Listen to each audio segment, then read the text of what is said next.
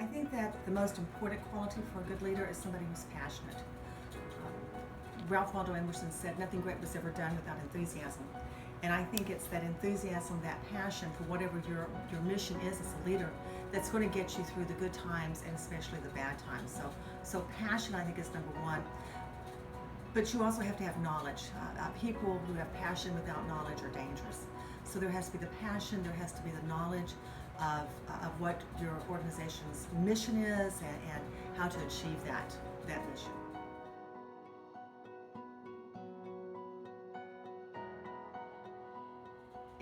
In my case, it's my kids. At the end of the day, are my kids successful? And I have the unique responsibility or the unique joy, if you will, that I get to see my kids after they graduate and after they become adults. This is my 40th year as an educator, and so I'm seeing my kids' children and their grandchildren. So I go to La Casona, and I get to see the success of my organization when I see my kids who become successful parents and successful people in the community. That's how I can see my success.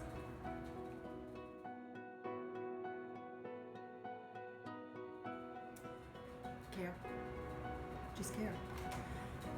If you care enough, that makes a whole difference. If you care enough, you're going to learn what you need to do to be successful. If you care enough, you're going to work as hard as you need to be successful.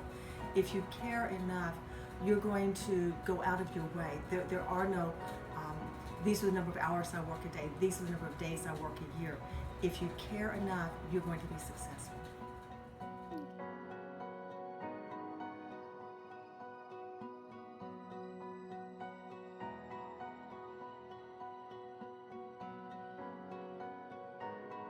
Well, I believe that lots of times leaders are competitive people. Not always, but oftentimes. And so, as competitive people, we're always looking for those measurables. And I think that it depends what you're leading or who you're leading, kind of how you define what that measurable is. But, I think that generally speaking, we want to set goals, we want to accomplish our goals, and then we can obviously decide, did we meet those goals? Did we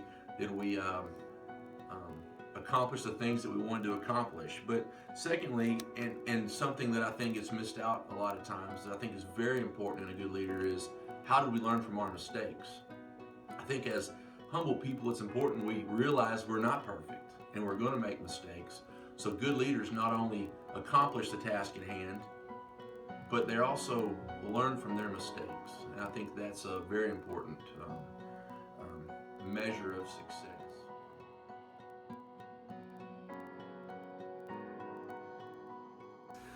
Another great question. I've said numerous times that I feel like I'm a very blessed man, and growing up in this community, in this county, and in this world, I've been blessed. And I believe with all my heart that to whom much is given, much is expected. And I know that I've been given much. There are leaders before me that put things in motion so that I could have the opportunities that I have today. And I think it's our obligation to give back. And I wake up daily and I want to make my family proud. I want to make my kids proud. I want to leave a legacy. And I want to, again, as we spoke about before, I want to make Brazoria County a little better place tomorrow than it is today. And I think we're pretty dang good today.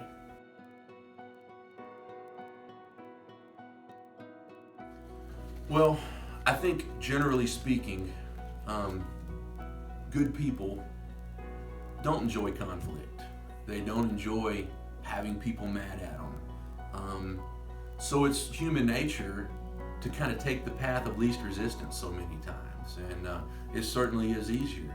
But I think difference makers are those people that aren't afraid to stand in the gap and stand up for what they believe is right and good for the people that elected them. And, I think, again, how do you overcome it? It has a lot to do with who are you on the inside? What are your goals? What's your scoreboard? We talk about that a lot.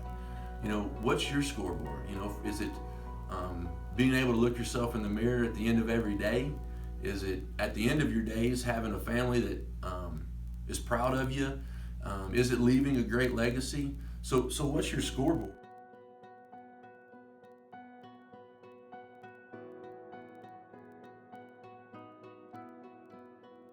I think a good leader is someone who is fair and honest. I think that it's someone with integrity and someone who influences others. And I think that a good leader is someone who exudes those characteristics, and people around them, you hope, are influenced by that and want to follow that leader, I guess. We all have goals, whether it be in business or whether it be in our personal lives, our family lives, and the only way to get to those goals is, in most cases, to have the support of those around you. And by being that good leader, then those folks support you, and you're able to get to where you need to go. So, to me, the motivation is that that being a good leader helps you get to and reach the goals that you're trying to get to.